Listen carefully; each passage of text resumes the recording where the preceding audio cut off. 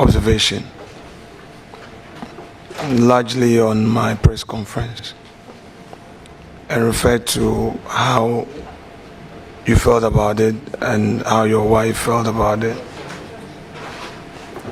I think Chairman largely addressed the issue in another way, which was acceptable to me, because we're all having our own challenges that we couldn't have communicated. But I think the effect of my political statement was to the effect that our side had no proper understanding of yesterday's arrangement. However, let me unconditionally apologize to your wife for how my press statement conference came about. I mean, how she felt about it. I mean, I'll feel bad if somebody said something about my own wife, and it's fair. All right, these are not ego matters.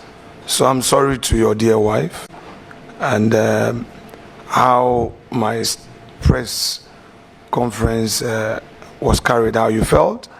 I also say sorry to you. I would have utmost respect for you. I will be the last person to run you down. Okay? So I'm sorry. And I'm sorry to your wife one more time. Is that okay? Yeah, very okay. And we are grateful. Thank you very much. Very well. That's settled. You have expressed concern about the state of the public purse, the state of the economy, and the need for us as public officers to be mindful of costs. Can you, without prejudice, assure the nation that true to those values you hold dear, you will consistently fly economy, make it a policy at the Ministry of Foreign Affairs to fly economy and nothing more?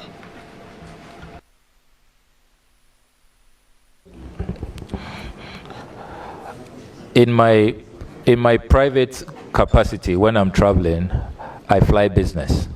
And so if it is a policy of President Mohammed's government that ministers should now travel economy because of the state of the economy, I am happy to do that. And if I can top up with my own resources, as I have been doing already in my private travels, I do travel business, not first class, business. I'm happy to do that. But as I said earlier, in this discussion, we must be more nuanced about it. I believe we can even achieve more savings with the size of delegations, with frequency of travels, with even the kind of airlines, Please, that we use. Honorable nominee, you know, in the past, there's whole perception that leader keeps nominees for a long time. I would try to be very specific. So limit yourself as well, so that you don't create more room for follow-ups, which would make your guests uncomfortable and your party members may think I have some personal agenda. So please pay attention and let's have a good conversation.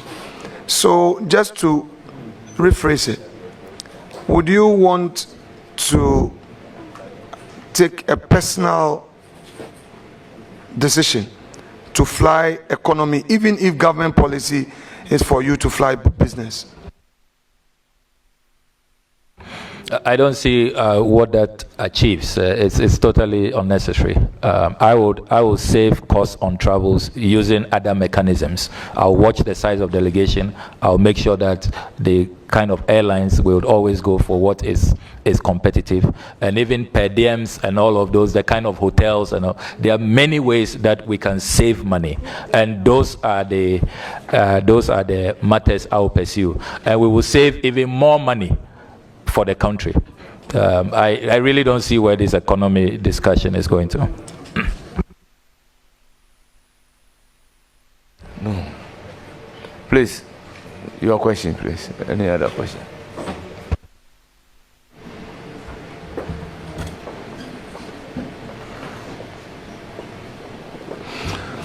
You have become aware that the President of the Republic, our President, recently traveled to Gambia, and the Republic of Senegal by using his brother's private jets. You become aware of that, correct? Yes.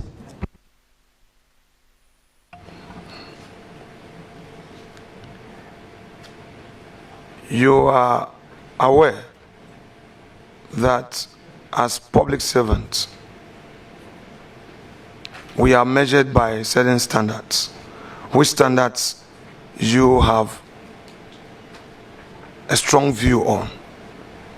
Do you think that although there is no direct costs on the states, it is inappropriate for the President of the Republic to be flying on official duties with his brother's private jet?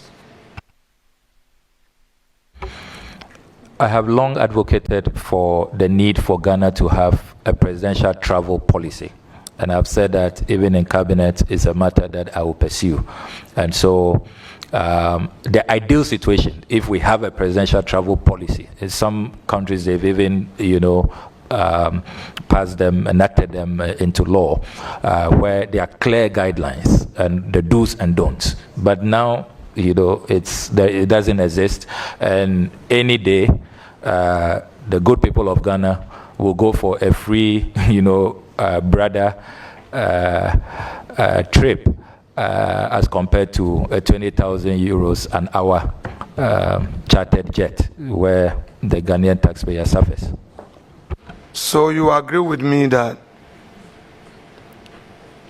though the state did not pay for the president's travel by use of his brother's private jet, it costs his brother money to fund the trip of his brother to Senegal and the Gambia? You agree with me? Air travel comes with costs, aviation fuel, landing rights, all kinds of fees you have to pay. So yes, it definitely comes at some cost. In view of that, it is inappropriate for a brother to bear the cost of the president's travel. You would agree with me that it's inappropriate, given the circumstances?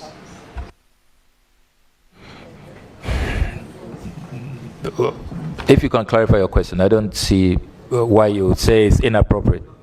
I will clarify it. Just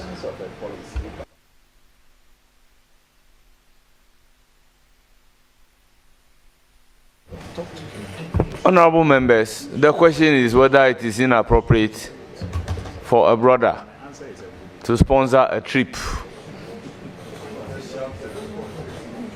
Honorable members, as for a gift from a brother, you can hardly reject. So to ask the appropriateness or otherwise, I have a difficulty about the question myself.